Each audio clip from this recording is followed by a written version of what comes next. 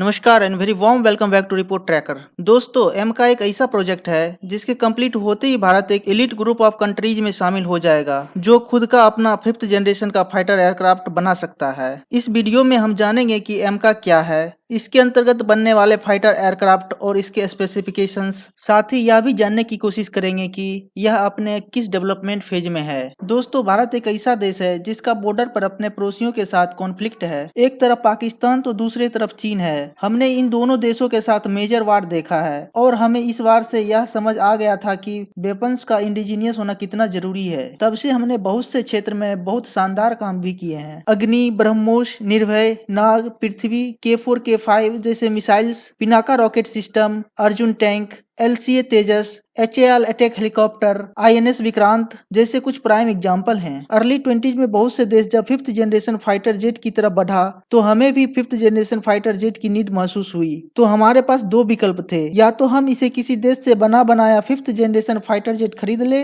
पर हमने इसे खुद से डेवलप करने का ठान लिया और एम का प्रोजेक्ट को लॉन्च किया गया। ऑल्दो हम इस पर 2007 से ही विचार कर रहे थे। इनिशियली हमारा प्लान एम का प्रोजेक्ट के तहत 5th जनरेशन के फाइटर जेट रसिया के साथ मिलकर ज्वाइंटली डेवलप करने का था, पर भारत ने रसिया के सामने अपना एक डिमांड रख दी कि हमने जो गलती सुखोई के टाइम पर किया है अब वो नहीं दोहराएंगे। हम चाहते हैं कि आप हमें टेक्नोलॉजी ट्रांसफर भी करें, पर रसिया इस पर नहीं माना। तो भारत ने 2018 में इस मैसिव डील जो कि $8.63 बिलियन का था, इससे पुल आउट कर लिया और इसे हमने खुद से बनाने का निर्णय लिया। हालांकि बाद में रसिया ने हमें Su-57 जो कि एक 5th जनरेशन का ही एयरक्राफ्ट है उसे परचेज करने का ऑफर भी दिया, बट टेक्नोलॉजी ट्रांसफर के लिए अभी भी तैयार नहीं था। अंत में हमने यह निर्णय लिया कि इसे हम खुद से डेवलप करेंगे। हालांकि 2010 से ही इस पर काम चल रहा था। एरोनॉटिकल डेवलपमेंट एजेंसी ADA के द्वारा दिसंबर 2014 तक इसके 9 डिजाइन कॉन्फ़िगरेशन तैयार किए गए। इसका 9वां डिजाइन कॉन्फ़िगरेशन 3V09 को 2014 के लास्ट में चूज किया गया। 2015 में इसके बेसिक डिजाइन कॉन्फ़िगरेशन को फाइनलाइज किया गया और फाइनली 2016 में इसके बेसिक डिजाइन कॉन्फ़िगरेशन को इंडियन एयरफोर्स के द्वारा एक्सेप्ट कर लिया गया। एमका के सभी क्रिटिकल डिजाइन का काम 2023 में पूरा कर लिया गया और फाइनली भारत सरकार के कैबिनेट कमेटी ऑन सिक्योरिटी के द्वारा 7 मार्च 2024 को इसके प्रोटोटाइप मैन्युफैक्चरिंग करने की अनुमति मिल गई है। इसके लिए 15,000 करोड़ रुपया आवंटित भी कर दिए गए हैं। अब ADA के द्वारा इसका फाइनल प्रोटोटाइप तैयार किया जा रहा है, जिसमें लगभग 3 साल का समय लग सकता है। प्रोटोटाइप बनने के लगभग 1.5 साल के भीतर एमका अपनी पहली उड़ान भर सकती है। इसका प्रोडक्शन HAL किसी प्राइवेट कंपनी के साथ मिलकर करेगा। एमका एडवांस कॉम्बैक्ट एयरक्राफ्ट एक सिंगल सीटर ट्विन इंजन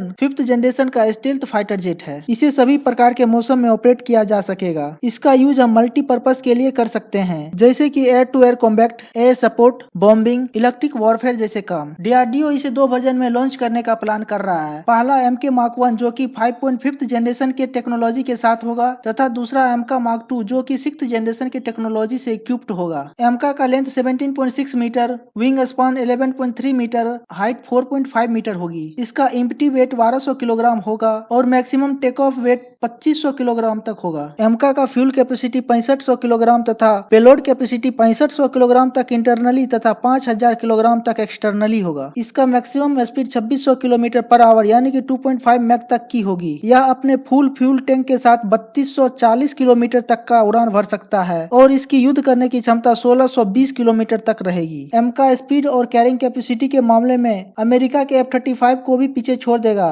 इसका यूनिक डिजाइन और स्टेल्थ कैपेबिलिटी से दुश्मन के रडार में आने ही नहीं देगा, मानो यह हवा में अदृश्य हो गया हो। यह AI और मल्टी सेंसर से लैस होगा। इसमें स्वदेशी निर्मित लार्ज और पावरफुल उत्तम रडार लगा होगा, जिसका रेंज 100 से 150 किलोमीटर तक होगी। यह एक साथ 4 से 5 टारगेट को साइमल्टेनियसली इंगेज कर पाएगा। इनिशियली एमका को जनरल इलेक्ट्रिक के F414 आफ्टर 1 टर्बो इंजन से पावर किया जाएगा। फिर इसके दूसरे वेरिएंट मार्क 2 में भारत अपने स्वदेशी निर्मित जेट इंजन ही लगाएगा, जिस पर अभी काम चल रहा है। इसे फ्रांस की कंपनी सेफ्रॉन के साथ मिलकर डेवलप किया जा रहा है। एमका के नेवल वेरिएंट को भी बनाने की तैयारी है ताकि इसे INS विक्रांत जैसे एयरक्राफ्ट कैरियर से भी ऑपरेट किया जा सके। दोस्तों, खुशी की बात यह है कि 6 मार्च 2024 को ADA चीफ के द्वारा यह कंफर्म कर दिया गया है कि एमका का डिजाइन रिव्यू ओवर हो चुका है और इसके प्रोटोटाइप के मैन्युफैक्चरिंग के लिए मेटल कटिंग का काम भी शुरू कर दिया गया है। यह भारत के एमका प्रोजेक्ट के लिए अच्छी बात है। अगर काम किसी बिना मेजर ऑब्स्टिकल का चलता रहा तो हम जल्द ही इसका पहला उड़ान भी देख पाएंगे। अभी एमका का सेना में शामिल होने का एक्सपेक्टेड प्लान 2032 तक की है। तो ये थी एमका प्रोजेक्ट पर एक ओवरव्यू। आपको अगर यह इन्फॉर्मेशन अच्छी लगी हो तो प्लीज हमारे चैनल को सब्सक्राइब करें और कमेंट सेक्शन में अपना सुझाव जरूर दें।